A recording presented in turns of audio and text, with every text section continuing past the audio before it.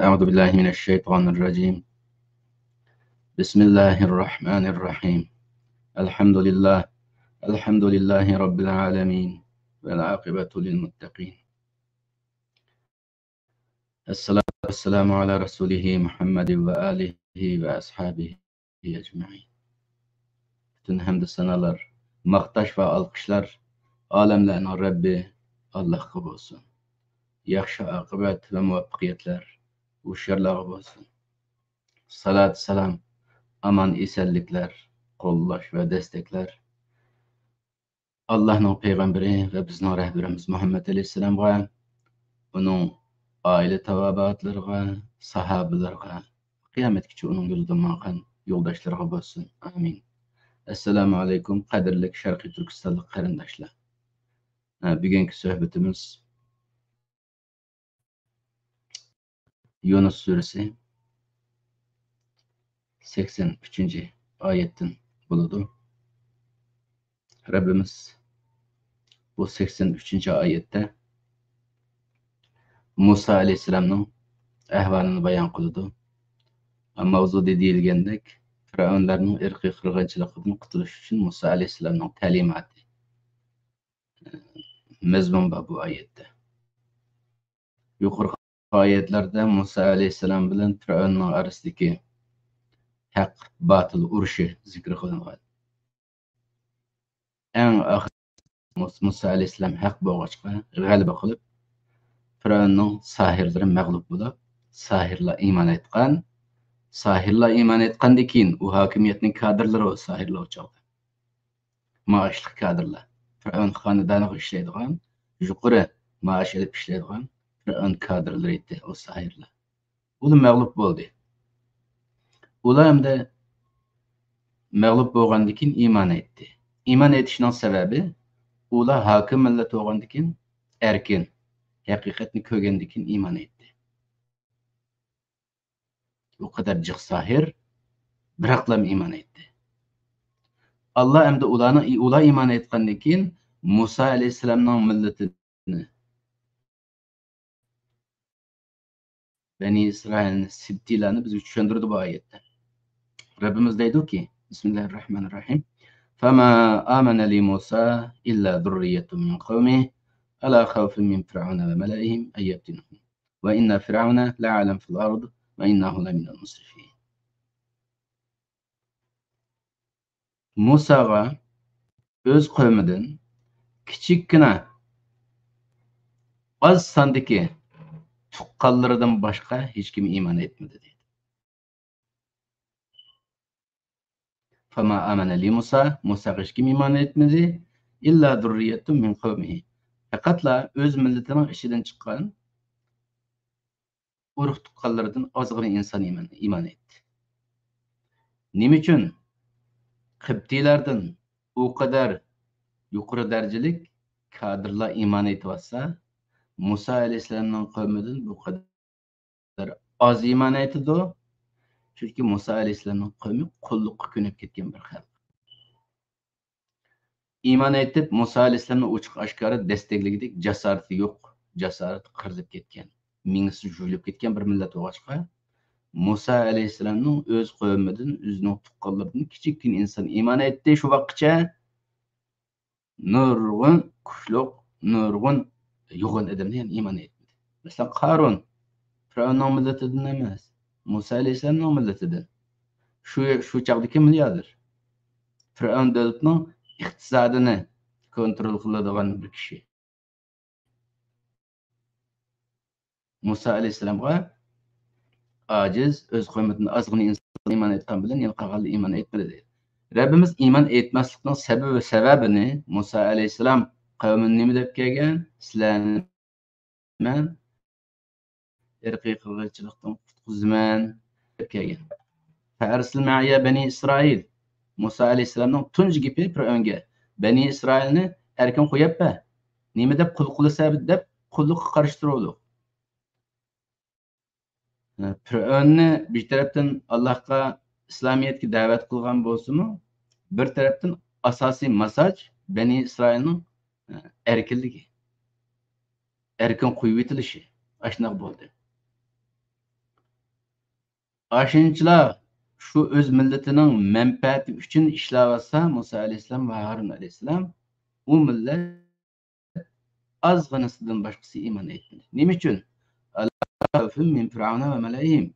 Firavun'un xavfidan, Firavun'dan korktu ve Firavun'un hakimiyetinden. Çünkü iman etkandan killa Firavun bulunu hesap kitap kılmayla öldürüyordu. Üzünün milletini hesap kitap kılıp öldürdü. Milletin gözüge kararak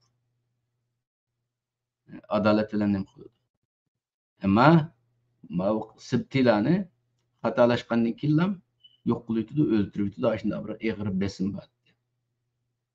Şunun için bular Firavundan korkup, Firavunun hakimiyetinden korkup iman etmedi.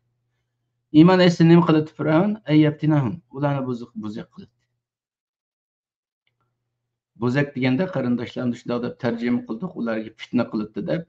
Fitna deganni endi shu Uyg'urchalashtirgan vaqtida buzak qilish degan gap. Endi fitnaninki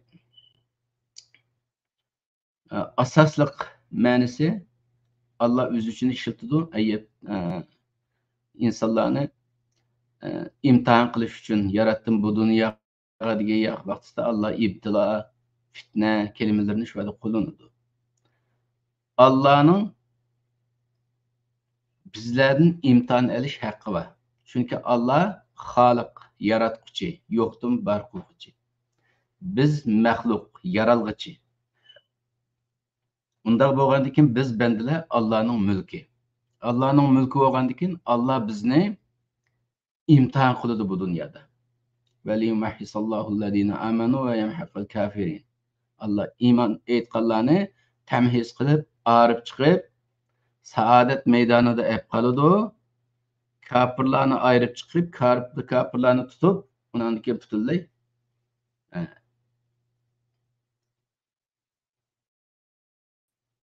azaplaydi. Çünkü kafirlar yüzsüz, vafasız degan gap, mu'min degan gap, sodiq degan gap, musulmon degan gap, itoat qiluvchi degan gap.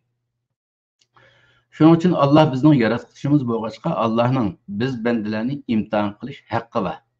Şunun için Allah bizni bu dunyoga imtihan qilib yaratdim desa Allah'ın haqqi bu meşru. Ama Allah'dan başka hiç kimden biz insanlarni imtihan qilish haqqi yo'q. İmtihan qilsa nima bo'ladi? Fitna bo'ladi. Şunun için Allah imtihan qilsa Allah bir narsaga imtihan qilsa Allah'ın imtihanı meşru, başka məxluqların imtihanı gayri meşru. Şunun için Firavun'un Musa aleyhisselam'ın kavmini fitnege tashlashi, imtihonga tashlashi gayri meşru. Xuddi Xitoy tajovuzchilarining Sharqiy Turkistonliklarni fitnege tashlashi gayri meşru bo'lgandek, qonunsiz bo'lgandek. Firavun qanday bularni imtihon qildi, qanday buzaq qildi? Shu sorgu suolsiz hesab kitob qilmaylar o'ltirdi. Kishilarni o'ltirdi, ayollarni tutib pul qildi, didak qildi. Nima ehtiyoji bo'lsa shuni qilib xo'rlaydi. İnsan balası bunda xorluq chidamaydi ya. Chidamagandan keyin bu xalqni qo'rqib Firavunning shunday fitna qilishidan uni o'chab ketaylik. Mingisi jo'lib ketaylik. Haqni, haqiqatni ko'rib tursinmi? Musa alayhissalomning payg'ambarligini bilib tursinmi? Men seni qo'llayman deb yuraklik o'ttirg'i chiqarliq emas.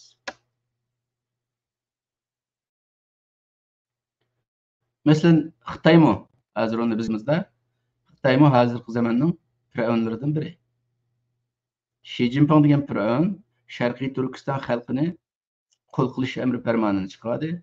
Firavun er kishilarni o'ttirishni farmon chiqargan bo'lsa, Xi Jinping er ayol, kichik bola hammani o'ldirish. Nima uchun? Chunki u firavunlashib ketgachga Sharqiy Turkiston zamin bizning bo'lg'achqa va ana Xitoy tajovuzchilar bulangchilik bilan bulvag'achqa Xitoy o'zi jinoyatchi bo'lg'achqa biz uyg'onib qolsak, kushilinib qolsak va qo'ldan chiqadigan bo'lg'achqa shu fursat kelishdan burun bizni yo'q qilish uchun bizga o'lim farmoni e'lon qildi-ku millat sifatida yo'q qilish.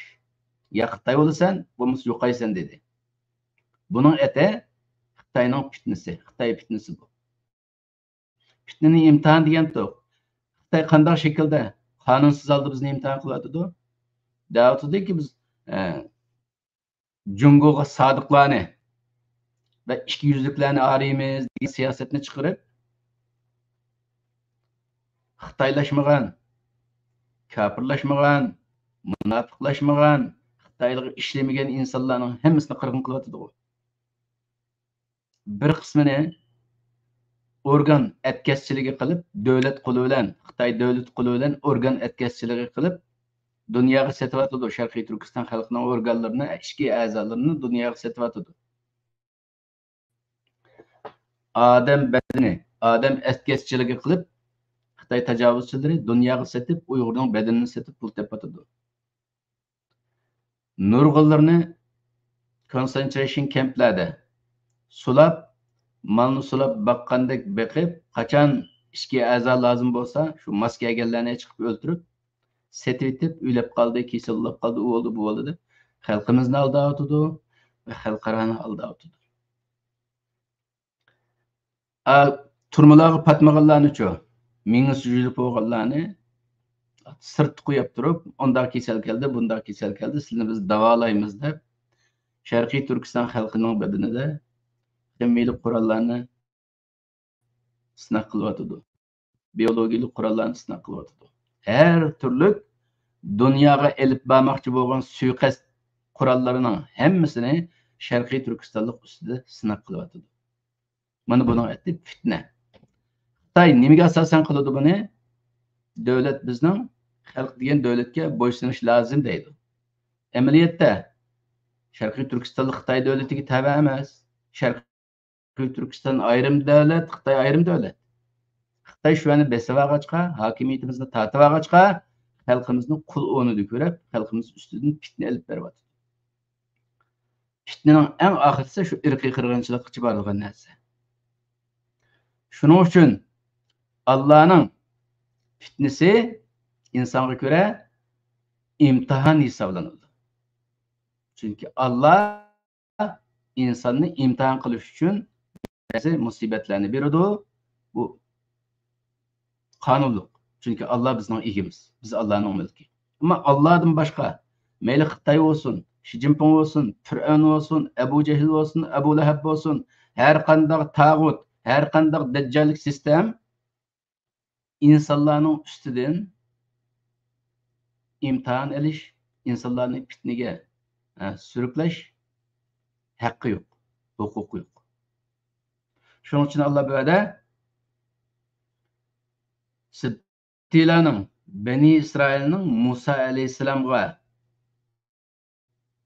ko'p sonliq ergashmaslikning sababini Fir'aunning fitnasidan qo'rqib shunday qildi deydi.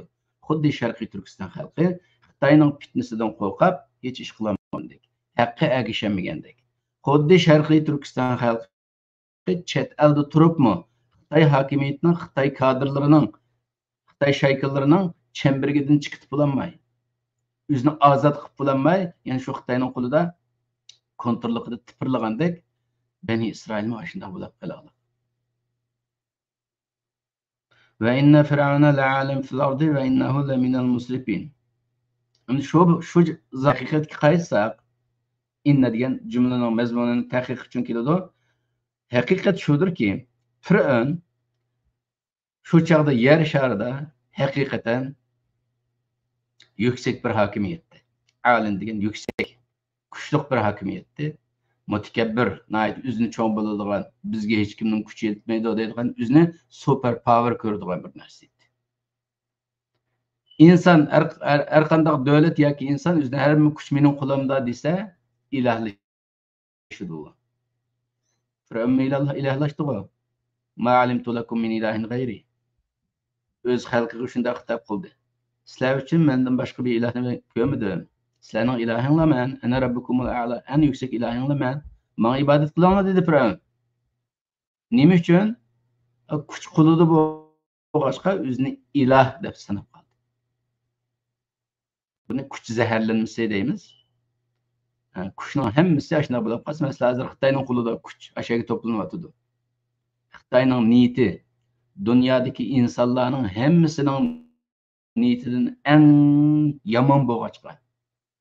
Xitay dünya içinde en vahşi, en ahlaksız, en şefkatsiz, insanlıktan mahrum kalan bir məxluqlar boğaçka, onu Deccal sistemi Xitayni dünyaya birinci kuch qilamiz deb bütün kuchi bilan Xitayni kuchlantiryapti hozir. Xitay uni ko'rgandan keyin qanday bo'lardi? O'zini iloh ko'rib, men xohlaganimni qilayman, qila olaman. Men nima qilsam o'zimning ishi deb hozir Sharqiy Turkistondagi yo'g'on bir davlatni yutib olish oldida, Sharqiy Turkiston xalqidagi 40 milliondagi xalqni butunlay yo'q qilib, irqiy qirg'inchilik qilib, yo'q qilib o'tish oldida Sharqiy Turkiston xalqi millat sifatida yo'qolish girdobiga berib qo'yadi. Bu nimadan keldi desa, shu Xitoydagi shu kuchninki cho'ngligidan bo'ladi. Xitoy o'zini super power deb ko'radi dunyoda. Va innahu laminal musrifin. Yana bir haqiqat shudir, Fir'avn musriflardan edi. Ya'ni israfxo'r. Joyda israfxo'r degan vaqtda biz aqlimizga yemek ichmakdagi israfxo'r keladi. Yemekni jiq yeydigan, $10 xeylaydigan, $20 xeylagan israf deymiz normal kishilik hayotimizda. Ama Fir'avn uchun Fir'avnning israfxo'rligi qandaqda? İnsan israfxo'rlik qiladi. İnsanın ko'ziga qaramaydi. Bu bir insonda, bunun bir jon vardı, bunun bir ko'ngil vardı, bunun ailesi vardı, bunu o'ltirib etsam yig'laydigan insonlar vardı degan gap kallasiga kelmaydi bu maxluqning. Musrif o'zining manfaatini o'ylaydigan, boshqa hech kim bilan kari olmaydigan musrifni, shunday bir ruhdagi insonni Alloh musrif deydi. Fir'avnni musrif deydi. Hozir butun dunyoda öz davlatlarini boshqarayotganlar shunda o'z manfaatidan boshqa hech kimga qaramaydi bu. Pul desa, anasini sotadigan yer kelib qoladi butun liderlar. Adolat, kishilik huquq, inson haqlari degan gap hammasi cheylinib, hech kimning kari olmaydigan holga kelib qoldi bu. Agar rost inson haqlari deydiganlar bo'lsa, rost kishilik huquq deydiganlar bo'lsa, rost adolat deydiganlar bo'lsa, Sharqiy Turkistonning beshiga manda kun tushibsa, biror yerdan bir g'ingshiydiganlar chiqib qoladi u bu yandan. Hech kimning kari yo'q. Va'da faoliyat shaxslar g'ingshib qo'ygan bilan davlat sifatida, millat sifatida hech kim Sharqiy Turkiston xalqi bilan kari yo'q. Nima uchun? Musrif bo'lib ketgachga. O'z manfaatidan boshqa hech nimaga qimmat bermaydigan maxluqlarga aylanib qolg'achqa shunday bo'lgan. Fir'avn shunday bo'lgan. Shunday bir Fir'avn sistemasining qarshisida Alloh Musa alayhisalomni va Harun alayhisalomni chiqarib, ularga qarshi urush qilsan, mujodala qilsan, millatini qutqizasan deb evatdik. Rabbimiz buni tushuntiryapti.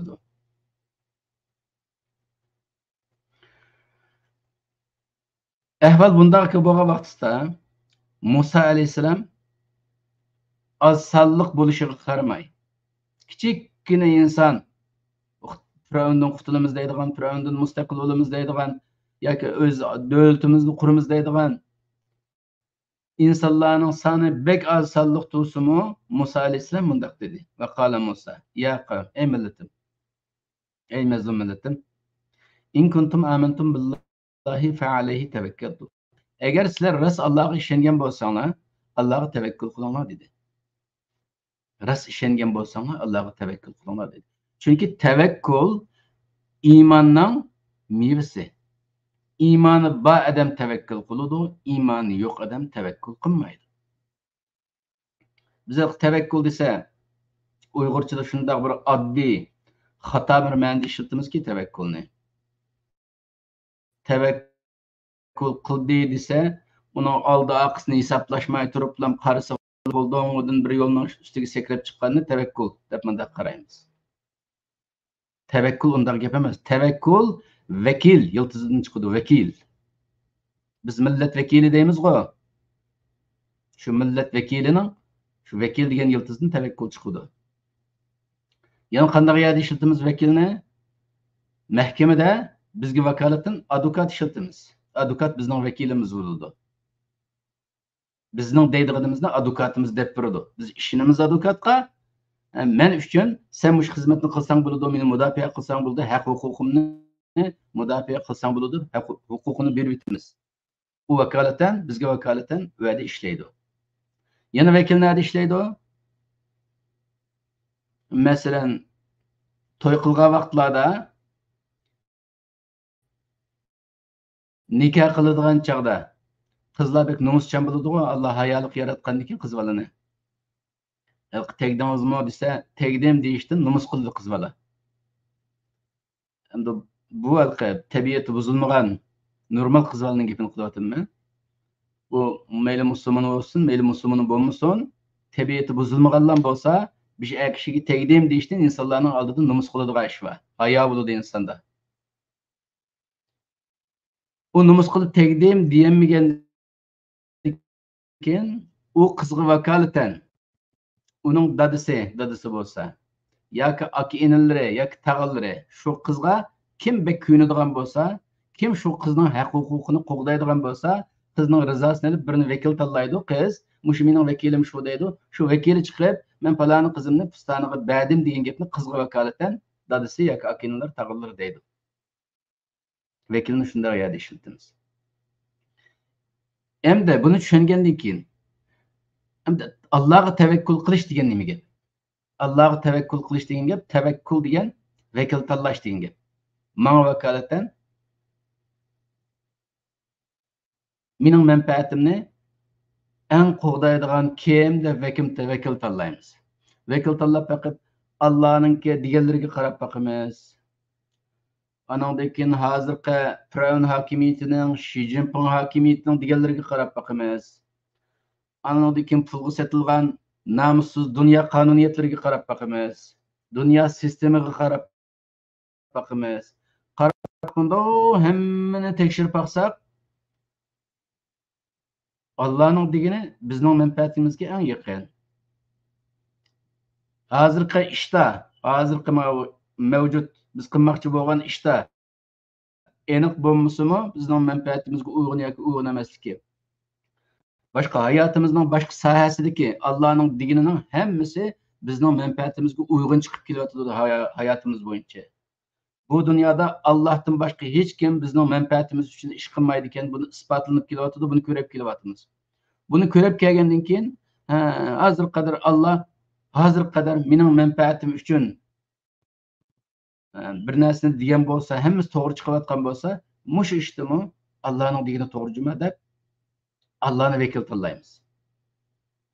Millat vakili saylagan vaqtidami ovoz beramiz-ku hech kimga. Kimni saylaysizlar? Falonni millat vakili saylaymiz deb. Nima degan gap millat vakili saylaganlik? Ash mening ovozimga vakolatan mush odam so'zlisi bo'ladi. Mush odamning gapi, ash mening ovozim shu. Mush millat vakili parlamentda nima desa, ash mening ovozim shu deb millat vakilini shunday saylaymiz-ku. Shuningga o'xshagan Allohga tavakkul qilish degan, Alloh mening yaratquchim, Alloh nima degan bo'lsa, ash mening so'zim shu. Men Allohning yo'lini tanladim, Allohning deganini tanladim, Allohga ishondim, Allohga tayandim deb Allohga ishonib, Allohning deganini, Allohning yo'lini tanlaganning ismi tavakkul deyiladi.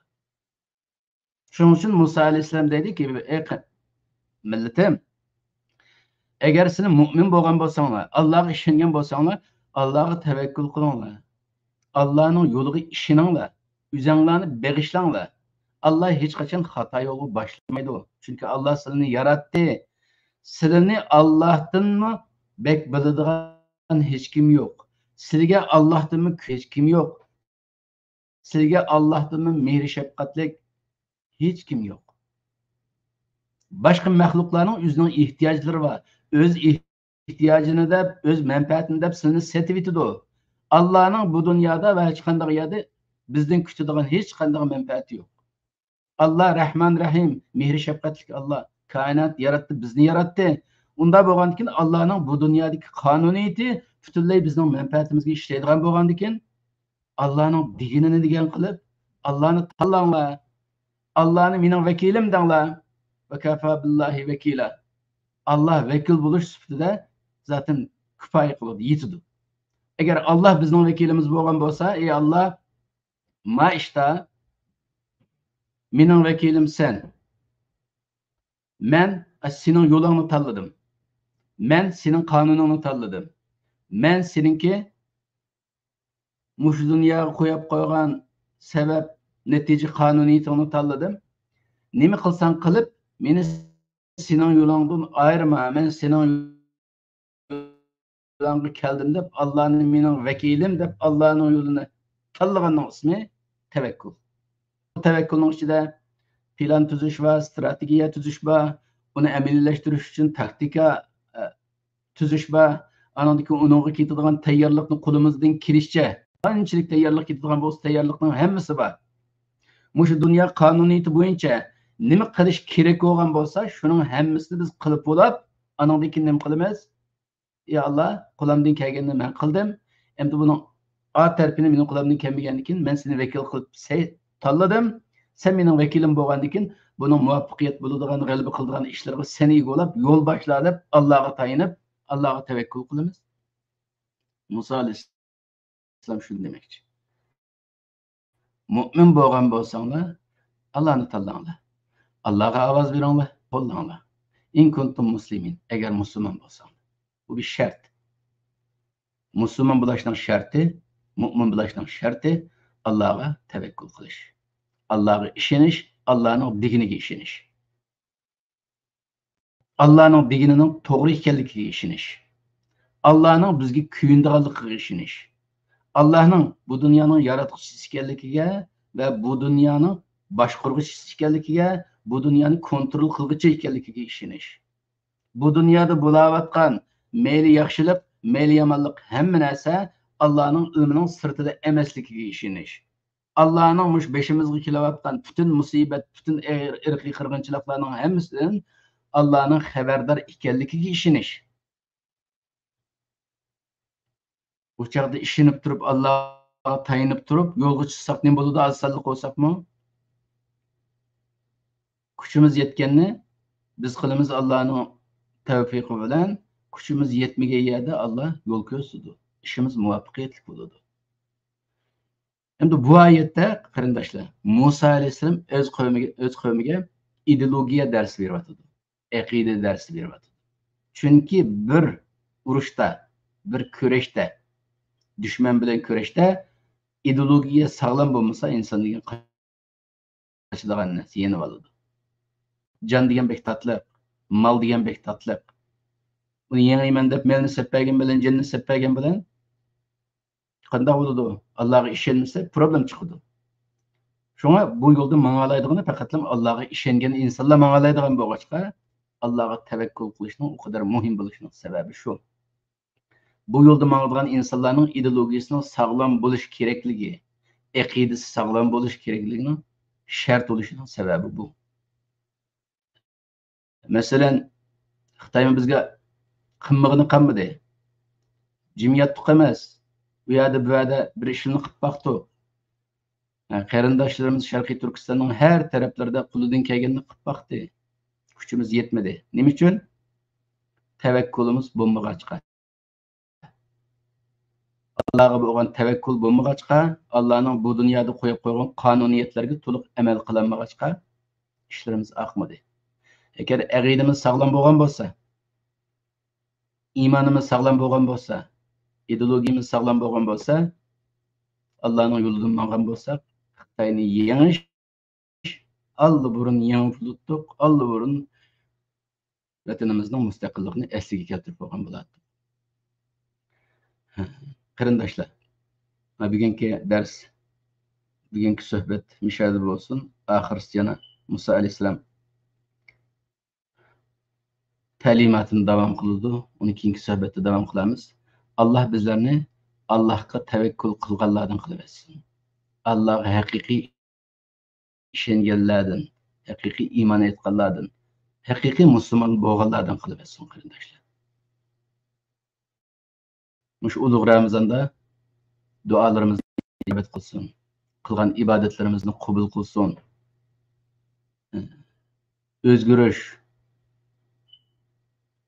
o'zgarishga bo'lgan tirishchanligimizni Alloh muvaffaqiyat qilib, hozirgi holimizdan texmi yaxshi holga o'zgarishga Alloh nasib qilsin. Alloh Muhammad alayhissalomga yaramli ummat bo'lishga, Allohga yaramli banda bo'lishga nasib qilsin. Yaşagan müddetçe İslamiyet'ten öldüğün çağımızda tövbe ve iman ayrılsın. Subhane Rabbike Rabbil İzzeti amma yasifun ve selamun.